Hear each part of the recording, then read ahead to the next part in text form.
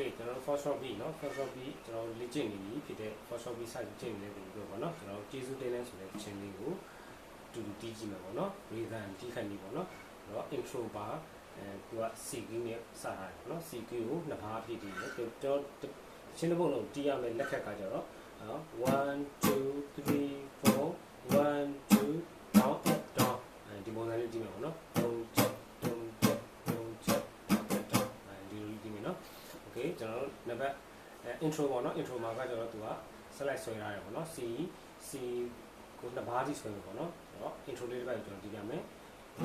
2 3 4 1 2 3 4 F 1 2 3 4 1 2 3 4 2 2 3 4 1 2 3 4 C 2 3 4 1 2 3 4ဟုတ်ပြီဒီတာမျိုးကိုကျွန်တော်နှစ်ခေါက်တီးရမှာနော်နှစ်ခေါက်တီးပြီးရတယ်ကျွန်တော်တို့ all star ဆိုတဲ့နေရာကို C ၄ပါးကိုကျွန်တော်ဒီပုံစံကြည့်မယ်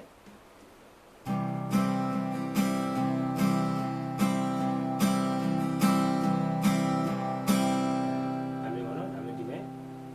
Okay ကျွန်တော်တို့ verse 1ကိုဒီကြည့်မယ်နော် verse 1ပိုက်ကိုဒီတန်ဒီကြည့်မယ်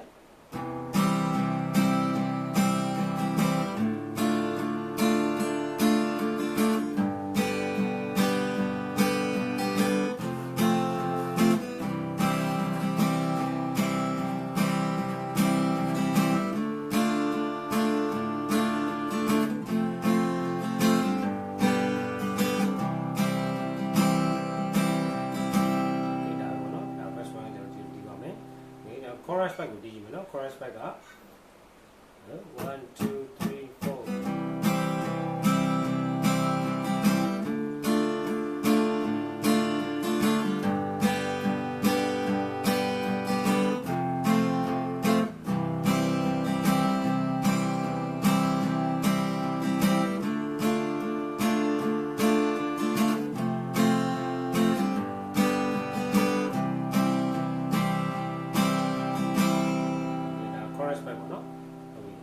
4solo back တီးကြည့်မယ် solo back က1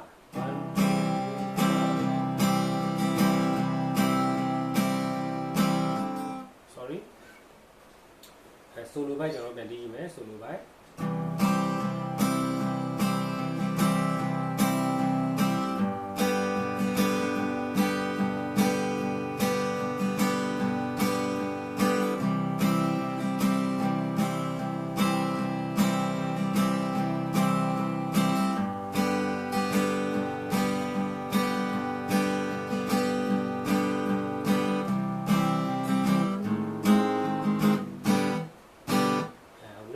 A flat ကပဲမှာရှိတယ်ဆိုတော့ A တက်ကွက်သေးရဲ့ဒီ A ရှေ့ကိုလာခံရတာနော် A ရဲ့ရှေ့ပေါ့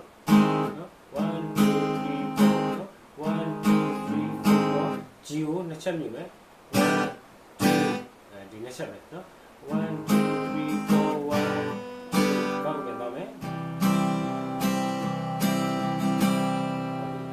ပထမ chorus ပြီးတဲ့ခါကျရင် sign ပြထားတယ် sign ကနေပြီးတော့မှကောင်းကောင်းပြန်တက်ပြီးတီးမယ်ပေါ့နော်ဒီနေ့တီးပြီးတော့မှကျွန်တော်အဆုံးလေးပြန်တီးလာမယ်အဆုံးလေးပေါ့နော်အဆုံးလေးတီးလာပြီးတော့မှ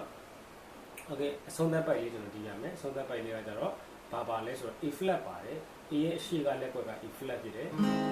A ရဲ့အနောက်ကလက်ကွက်ဒီဒါမျိုးကန်အောင်ပေါ့နော်ဒါမျိုးကကျတော့ B flat ပေါ့နော်ပြီးရင် C ပေါ့နော်ဆိုတော့ B flat ဒီ B ရဲ့အရှိကလက်ကွက် A ရဲ့အနောက်ကလက်ကွက်ပေါ့နော်ကျွန်တော်လက်ညှိုးလေးနဲ့ဒီလိုကန်လို့ရတယ် A flat ကို B flat ကိုကျတော့လက်ကြွေနဲ့နော်ဟုတ်ပြီအဆုံးသက်ပိုက်လေးကြည့်မယ်နော်